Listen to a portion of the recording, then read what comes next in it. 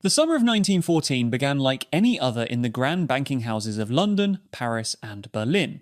Men in morning coats shuffled papers documenting loans worth millions of pounds sterling, while telegraph operators transmitted credit approvals across continents at the speed of electricity. In the marble halls of the Bank of England, clerks meticulously recorded transactions in leather-bound ledgers, unaware they were documenting the final days of the first great age of globalization. None of them knew they were managing the financial powder keg that would soon explode into the first truly global war. The story of how international debt transformed from a tool of prosperity into an instrument of destruction reveals one of history's most catastrophic chains of cause and effect. In the decades before World War I, the world had become financially interconnected in ways previously unimaginable. The Bank of England stood at the centre of this web, with London serving as the world's undisputed financial capital. British banks had lent enormous sums to governments and enterprises across the globe, from Russian railways to Argentine beef ranches, from Egyptian cotton plantations to Canadian wheat farms. The City of London cleared more international payments than the rest of the world's financial centres combined. British merchant banks like Barings, Rothschilds and Schroders had their agents in every major city from Shanghai to Sao Paulo, creating an informal empire of sterling that exceeded even Britain's vast territorial holdings.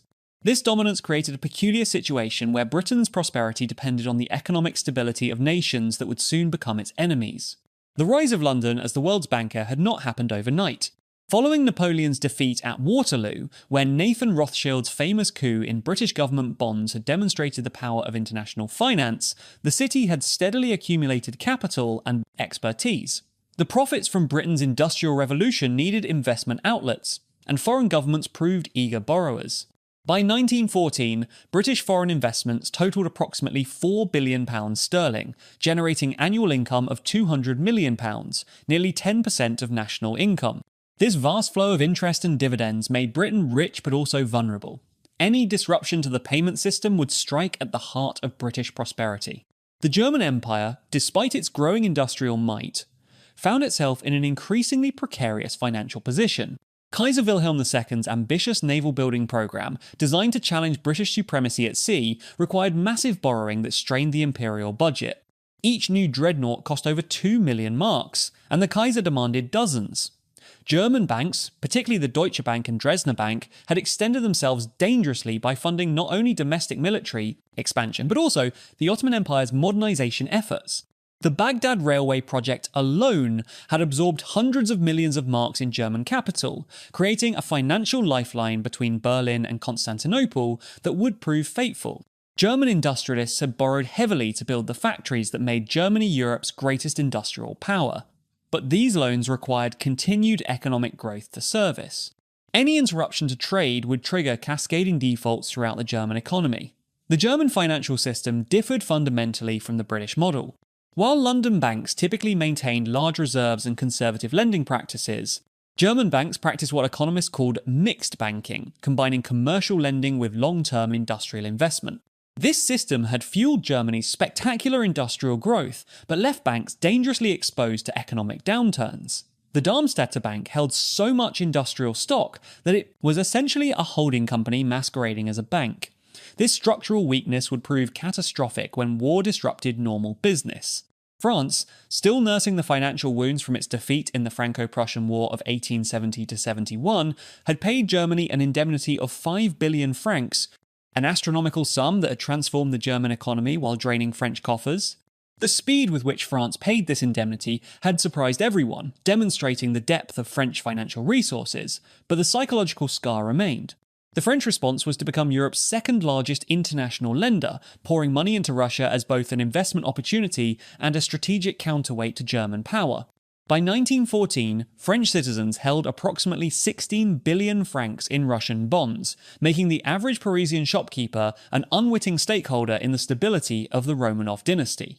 French newspapers, subsidized by Russian embassy funds, constantly promoted Russian bonds as patriotic investments that would strengthen France's ally while earning steady returns. The French rentier class, living on fixed incomes from government bonds and foreign investments, had become a powerful political force. Every small town in France had its investors who clipped coupons from Russian railway bonds or Ottoman debt certificates.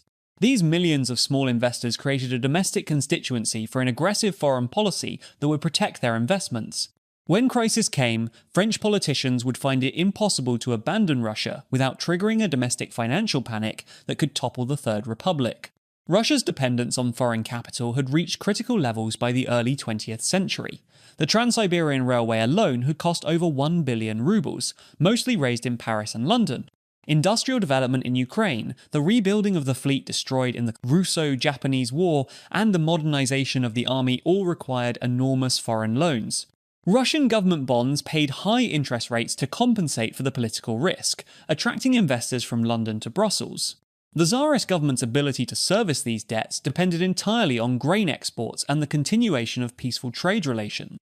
The harvest of 1,913 had been exceptional, generating foreign exchange that temporarily eased pressure, but Russian Finance Minister Peter Bark knew that any disruption to commerce would trigger a cascade of defaults that would ripple through European financial markets. The Russian financial system was additionally complicated by the empire's monetary chaos. Different parts of the empire used different currencies, from Finnish marks to Polish rubles, creating opportunities for speculation, but also instability.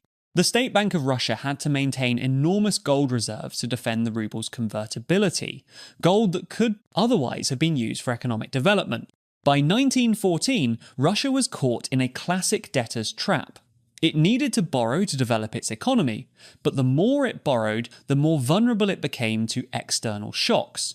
The Austro-Hungarian Empire presented perhaps the most complex case of financial interdependence. The dual monarchy's ramshackle financial system required constant infusions of foreign capital to maintain even basic government functions. Vienna's banks were heavily exposed to volatile Balkan investments, while Budapest's grain merchants depended on credit from London banks. The empire's diverse ethnic populations each had their own financial networks that crossed political boundaries, creating a situation where Croatian merchants might owe money to Serbian banks, while Bohemian industrialists borrowed from German creditors. The Creditanstalt, Austria's largest bank, had become so intertwined with the imperial government that its failure would mean the collapse of the state itself. The Ottoman Empire's financial situation was even more desperate. The Ottoman Public Debt Administration, controlled by European creditors, collected nearly 1/3 of imperial revenues directly, bypassing the Sultan's government entirely. This humiliating arrangement, imposed after the empire's bankruptcy in 1875, meant that French and British bondholders effectively controlled Ottoman customs houses, tobacco monopolies, and silk production. German banks had begun challenging this Anglo-French dominance by offering new loans for military modernization, creating a bidding war for influence that would have deadly consequences. Into this tinderbox of financial obligations came the assassination of Archduke Franz Ferdinand in Sarajevo on June 28, 1914. What should have remained a regional crisis quickly escalated as each nation's financial commitments pulled them toward war. The assassination itself had financial dimensions often overlooked by historians. The Black Hand organization that orchestrated the killing was partly funded by Serbian merchants angry at Austrian trade restrictions that threatened their livelihoods.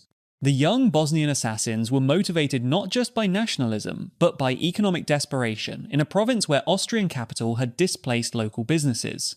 Austria-Hungary's ultimatum to Serbia triggered a series of financial panics that revealed how debt had become chains binding nations to courses of action they might otherwise have avoided.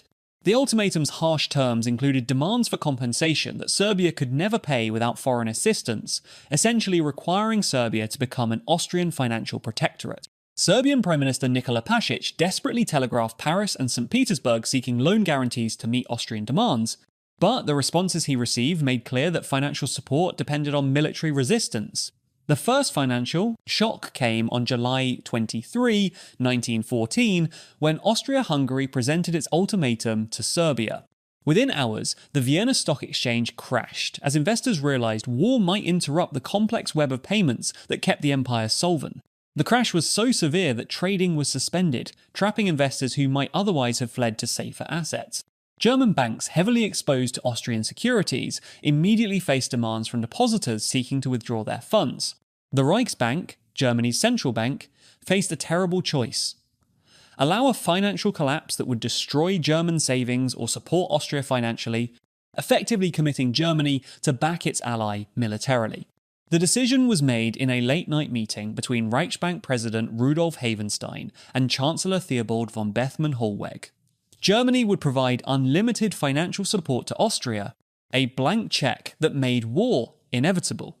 In St. Petersburg, the Russian government confronted its own financial crisis. French bondholders, through their representatives in the Russian finance ministry, made it clear that continued access to Paris capital markets depended on Russia supporting Serbia. Ambassador Maurice Paleolog delivered a secret message from French President Raymond Poincaré. France would provide a new loan of 500 million francs, but only if Russia mobilized against Austria-Hungary. The French government, seeing an opportunity to cement its alliance with Russia while protecting its citizens' investments, had essentially purchased a Russian mobilization. The numbers were stark. Russia needed to roll over approximately 500 million francs in loans within the next 6 months. Without French support, the Tsarist government would face bankruptcy. Finance Minister Bark later wrote in his memoirs that Russia went to war partly because the alternative was financial collapse. Britain's position was particularly complex. The City of London had financial exposure to all the potential belligerents. British banks had underwritten German commercial paper worth £70 million, held Austrian railway bonds valued at £45 million, and facilitated trade finance for the entire continent. As the crisis deepened in late July 1914, the governor of the Bank of England, Walter Cunliffe, received desperate telegrams from banks across Europe seeking credit extensions. The peculiar nature of international finance meant that British banks might be called upon to finance both sides of the coming conflict. Lloyd's of London alone had insured German merchant vessels worth £40 million that would become enemy property if war broke out. The situation was further complicated by the practice of acceptance credits, a financial instrument that had become the lubricant of international trade. London merchant banks would accept bills of exchange, essentially guaranteeing payment for goods shipped between third parties. By July 1914, London banks had accepted bills worth over £350 million sterling, much of it for trade between potential enemy nations. If war broke out, these acceptances would become worthless, potentially triggering the collapse of several major British banks. The firm of Kleinwort Sons and Company alone had £17 million in German acceptances outstanding. The final week of July 1914 saw an unprecedented financial panic. The London Stock Exchange, which had not closed since its foundation, shut its doors on July 31. Every other major exchange in Europe had already suspended trading. The price of gold soared as investors sought safety, while government bonds, traditionally considered risk-free assets, plummeted as investors realized governments might not survive the coming conflict. Ships loaded with gold sailed from New York to London as American banks tried to meet their obligations before the payment system collapsed entirely. As July turned to August, the financial crisis accelerated the march to war.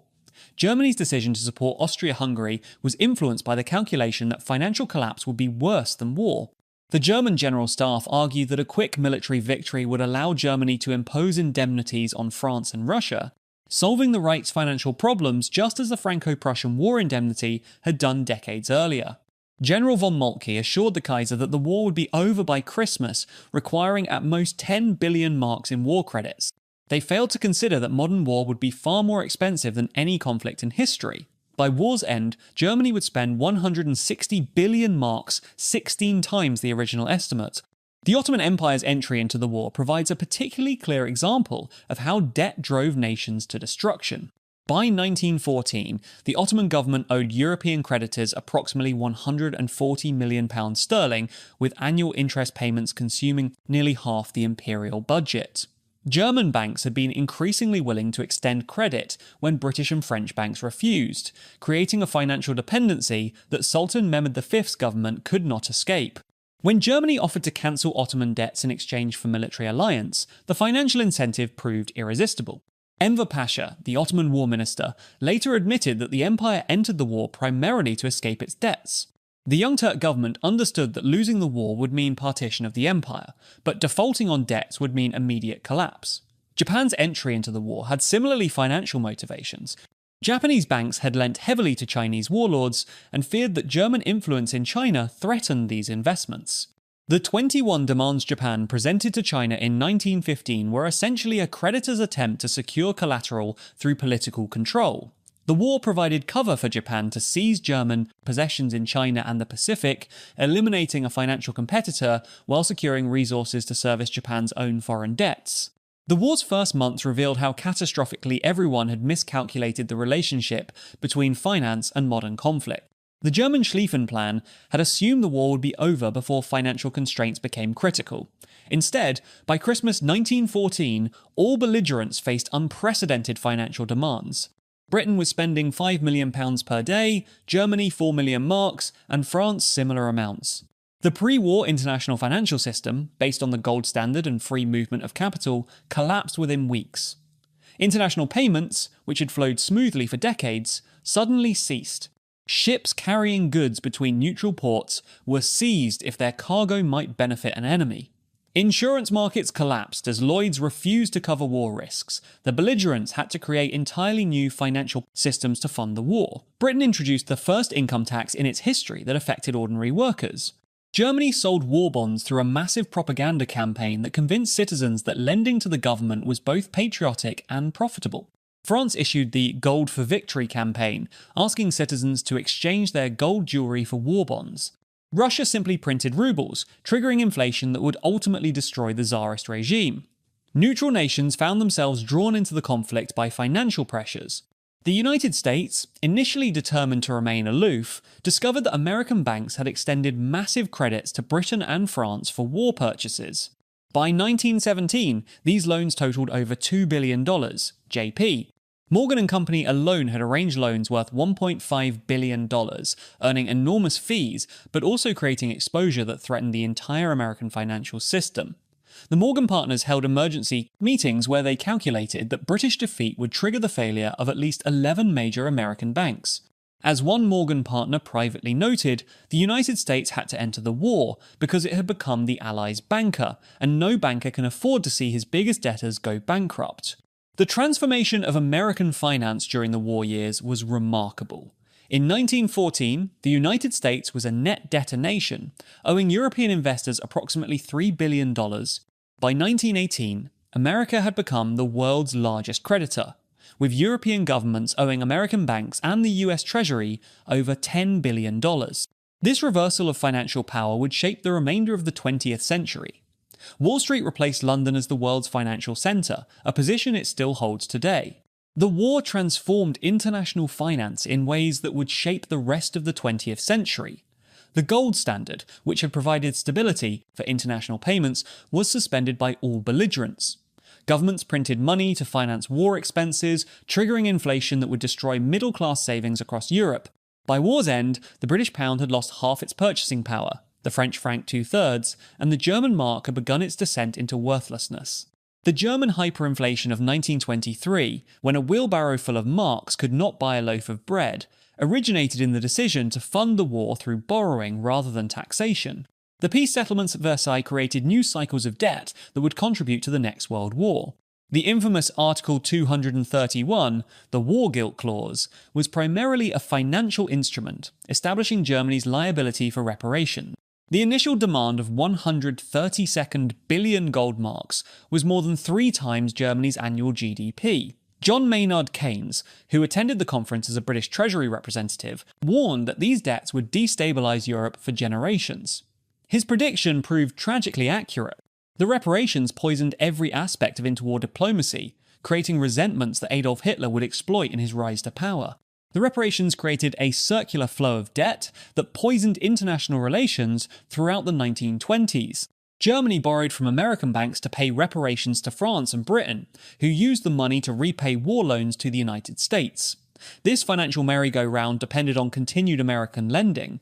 The Dawes Plan of 1924 and the Young Plan of 1929 attempted to rationalise this system, but both failed to address the fundamental impossibility of the debt burden. When Wall Street crashed in 1929 and American credit dried up, the entire system collapsed. Germany defaulted on reparations, France and Britain defaulted on war loans, and the international financial system disintegrated. The banking crisis of 1931 demonstrated how financial contagion could spread faster than any military invasion. The failure of Austria's Credit Anstalt Bank in May triggered bank runs across Central Europe. The bank's collapse was not accidental. It resulted from the impossible debt burdens created by the peace treaties. Within weeks, the German banking system had collapsed, Britain had abandoned the gold standard, and international trade had ground to a halt. The financial chaos created the conditions that brought Hitler to power, as desperate Germans turned to extremism in the face of economic catastrophe. Hitler's first major speech as Chancellor focused not on race or territorial expansion, but on repudiating the Versailles reparations. The interwar period also saw the weaponization of debt as a tool of statecraft. The Soviet Union's repudiation of Tsarist debts in 1918 had shocked the international financial community and contributed to Western efforts to isolate the Bolshevik regime. France attempted to use debt forgiveness as a tool to create a coalition of Eastern European states against Germany. The Little Entente of Czechoslovakia, Romania, and Yugoslavia was held together partly by French financial subsidies. Germany deliberately used trade credits to create dependencies in southeastern Europe, preparing the economic ground for military conquest. By the late 1930s, the world had divided into competing financial blocs that prefigured military alliances. The sterling area, centred on London, included the British Empire and nations tied to the pound. The gold bloc, led by France, attempted to maintain the gold standard even as it became increasingly untenable. Germany created a system of bilateral trade agreements that excluded international finance entirely, bartering goods directly to avoid the need for foreign currency. These economic divisions made peaceful resolution of disputes increasingly difficult, as nations could no longer use financial incentives to influence each other's behaviour. The Second World War's origins cannot be understood without recognizing how the First World War's financial aftermath created impossible choices for national leaders. Germany's rearmament was financed through financial manipulation that required eventual conquest to avoid collapse. Chalmers Schacht, Hitler's economic wizard, created a system of Mefo bills, essentially IOUs that allowed Germany to rearm without appearing to increase the money supply. By 1939, these bills totaled 12 billion Reichsmarks, a debt that could only be repaid through plunder. The invasion of Poland was partly motivated by the need to seize Polish gold reserves and industrial assets to keep the German war economy functioning. The lessons of how banking debts triggered global wars transformed the post-1945 international order. The Bretton Woods Conference of 1944 created new institutions like the International Monetary Fund and World Bank specifically to manage international debts before they could trigger conflicts. The Marshall Plan provided grants rather than loans to rebuild Europe, avoiding the debt trap that had followed World War I. The architects of the post-war order had learned that financial stability was a prerequisite for peace. Yet the fundamental tension between financial obligations and national sovereignty remains unresolved. The Latin American debt crisis of the 1980s, the Asian financial crisis of 1997, and the European sovereign debt crisis of 2010-2012 all showed how financial obligations could threaten political stability. Greece's debt crisis nearly destroyed the European Union, as Northern European creditors demanded austerity while Southern European debtors faced social collapse. The language used with references to fiscal waterboarding and financial occupation echoed the bitter debates over war debts from a century earlier. Modern financial interdependence is far greater than in 1914. Today's global derivatives market, worth hundreds of trillions of dollars, creates linkages between nations that make the pre-war acceptance credits look primitive. A default by a major sovereign borrower today could trigger a cascade of failures that would dwarf the banking crisis of 1931. The difference is that modern policymakers have learned some lessons from history. Central banks now coordinate their responses to financial crises, and international institutions exist to manage sovereign debt problems before they trigger military conflict. Yet new forms of financial warfare have emerged. Sanctions have become the weapon of choice for great powers, using the international banking system to punish adversaries. The exclusion of Russian banks from the SWIFT payment system following the 2022 invasion of Ukraine demonstrated how financial infrastructure had become weaponized. Cryptocurrency and alternative payment systems have emerged partly as attempts to escape the dominance of dollar-based finance, creating new vulnerabilities and opportunities for conflict. The story of how banking debts triggered global wars is ultimately about the dangerous illusion that financial engineering can substitute for political solutions. The bankers of 1914 believed that economic interdependence made war impossible. Norman Angel's famous book, The Great Illusion, published in 1909, argued that war had become economically irrational and therefore impossible. He was right about the economics, but wrong about human nature. Financial ties created vulnerabilities as much as they created incentives for peace. When the crisis came, debt obligations pulled nations toward war rather than away from it. Today's world faces similar challenges. China holds over $1 trillion in US Treasury bonds, creating a financial interdependence between strategic rivals that echoes the Anglo-German relationship before 1914. Emerging market debt, much of it denominated in dollars, creates vulnerabilities to American monetary policy decisions. The European Union's common currency forces nations with different economic cultures to share financial risks, creating tensions that could still tear the Union apart. The ghosts of 1914 remind us that financial obligations without political legitimacy become sources of conflict rather than cooperation. When peoples are asked to sacrifice for debts they did not incur, when nations must choose between honouring foreign creditors and serving their citizens, when financial mathematics collides with political reality, the result can be catastrophe. The ledgers that recorded debts in 1914 became death lists by 1918. The reparations demanded at Versailles became the recruiting posters for the next war. The lesson, written in blood and treasure, is that money is never just about money. It is about power, pride, and survival. In our age of unprecedented global financial integration, it is a lesson we forget at our peril.